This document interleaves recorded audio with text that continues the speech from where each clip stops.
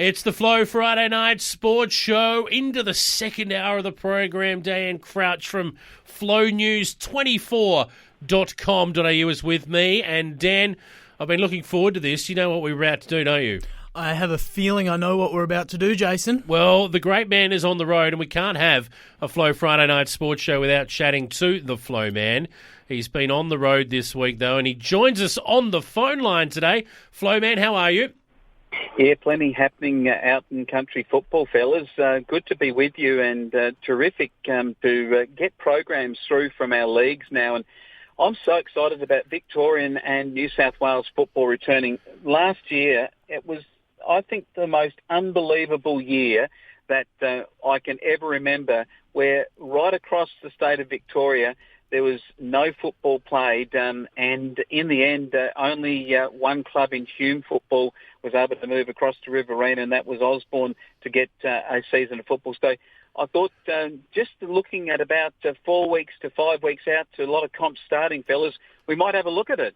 Well, let's do that. It's worth having a look, and we'll start actually at Sunraysia football, where we've got the Oyen United Kangas, of course, Dan, who we follow very closely. Oyen right smack bang in the middle of our Flow family there in Victoria, and they'll have to wait a little bit. Their first game isn't until Saturday the 10th of April. They'll take on Mildura at Blackburn Park, Flow man, and gee whiz, this will be a celebration of local sport, not just a return to action.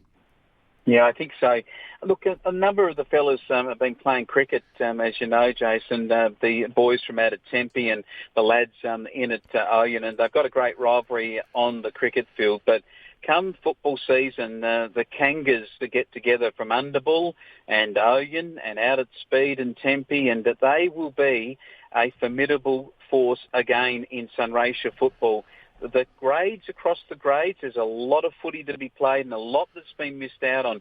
I think this is going to be a tough one to call, Jason, this year, because when you've got kids that were, say, 16 years old last year, or the year before that when we were commentating it back in 2019, then suddenly these kids are going to be 18. They're going to have developed a lot more in that time. So this is going to make for a really interesting season of what young kids have come on. And when we do our Oyen United Kangas coverage with both footy and netball this year, we're going to be really excited to see just where the juniors have developed and where they're going to be for this season. Flowman, with the players all missing a year, you mentioned some of them jumping an age group there. Do you expect to see... what do you expect to see in terms of quality of play from the outset? Do you think there's going to be a bit of rust specifically in these players who have jumped an age level, or do you think it's a case of you never forget how to play footy and they're all just going to be out there energetic and ready to go in their new age group? Yeah, it's a good point, Dan. I think kids develop at different stages and times, and with football, with Sunraysia, you've got under 18s and then you got back to 16s and 14s and 12s, so you've got the 2-year gap.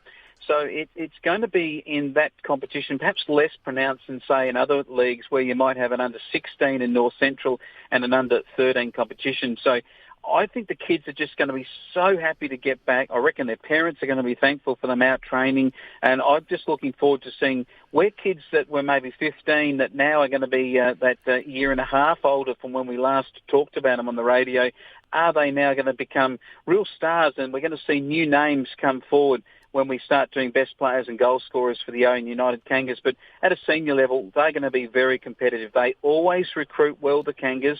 And as Jason, you know, they are going to really, really shake Sunraysia this year. They are just chafing at the bit. They've been running around that lake down there at Oyen and fit as a fiddle. The young ladies in netball, they've been having trainings down there at the lake. They are that excited. Well, they're the reigning champs in the netball. Don't forget that. Other fixtures in round one.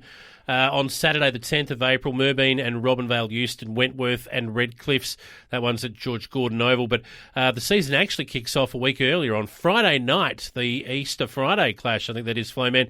South Mildura and Irimple there at number 3 Oval. They'll be packing that out, I reckon. It certainly will be. I'll tell you what, they're packing a lot in down in the Southern Mallee Giants in the Wimmera Football League. They are absolutely hammering away at training right now. But I found it really intriguing because the boys from out of the Giants, they're not going to be actually playing until late April because they get a bye first up in Wimmera footy. Well, they do. You're exactly right. Just having a look at that. So the first game, this is really strange stuff. Round 1, Friday the 2nd of April, Ararat and Stawell. And then we got a couple of weeks off before round 1 continues. So they're obviously playing an Easter game as well. But Minyip Matoa, the Warwick Eagles at Minyip, Horsham and Nil, that's a night game. And the Horsham Saints and Dimboola all on Saturday, April 17th, with the Giants having the bye. Their first game won't be until round 2, where they take on the Warwick Eagles at Hopetoun. So, they got to wait until Saturday, the 24th of April, before they get a hit out. Yeah, they're going to be playing no football in anger for the next 4 weeks. I reckon that there might be a trial or a couple of internal games played leading into Easter. They'll want the match fitness too, and they'll find somebody to play against leading up to this big clash when they take the field on the 24th of April. But over in North Central, it's a really intriguing one because first up you've got Witcherproof playing Charlton, and I'll tell you what, they are huge rivals. And some are talking too about how long will it be before Witcherproof, in terms of its situation after COVID-19, will this be a season for Witcherproof where it's a last season before something actually happens there with amalgamation? Talked about Nullawil prior to this season or last season, so that didn't happen. Will this be something to watch, Witcherproof and Charlton? Oh, it could be. Birchip, Watcham and Sinanood, Donald and Wedderburn, also round 1 opponents. And Bort, they got the toughest assignment in North Central football. They'll welcome Sea Lake Nandaly to town. And, well, Sea Lake haven't played for a couple of years, but last game they played, we all remember how that turned out.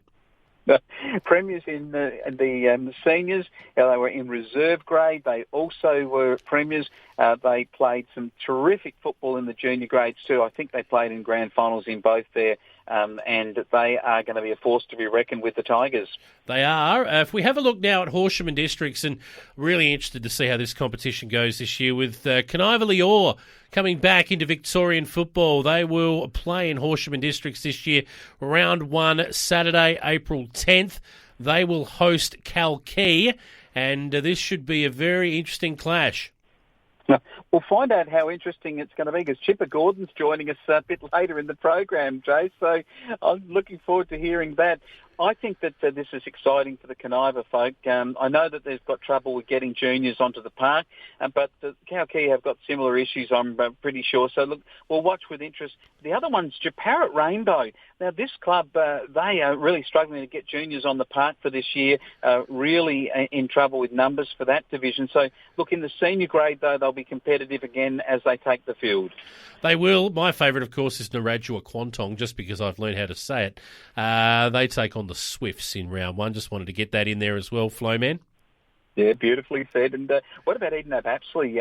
They're the power down there, and they'll turn the lights on, and they will come out firing this year after not playing for this last period of time. Of course, they're close to the South Australian border too, and once did play in South Australia. I'm looking forward to when they play against Caniva Lior. I reckon there'll be a bit in that. Yes, almost a local derby for a while now. The other games, Harrow Balmoral, Pimpanayo, that's at Balmoral. Natty Muck, they will take on Rapanyip. That's at the showgrounds there at Natty Muck, and I think we've got them all. So Taylor's Lake, of course, will have a big job against Japarrett Rainbow in the seniors. We'll see how that goes in round 1 action on Saturday, April 10th. In Hume, football across into New South Wales. The reality is, Flowman, we don't know. Well, we're all waiting to see how this unfolds up there. It's going to be very interesting because at the moment we haven't been given a program. We're waiting on Hume Football Netball to finalise that. But I'm sure that our coverage, Osborne last year, of course, we covered them in the Riverina. I'm sure the Billabong Crows people that listen to us there in the beautiful tricolours of the Crows, they'll be chafing at the bit to get back onto the field. So they have had a lot of time off. A lot of kids want to get back and parents want them back. And that's the exciting part about it, Jace. We're getting back into it. Yes, we are. We'll leave it there today, Flowman. Good to have you on the line. We couldn't have a show without you. Drive safe and get home safely, please. Yeah, thanks, guys.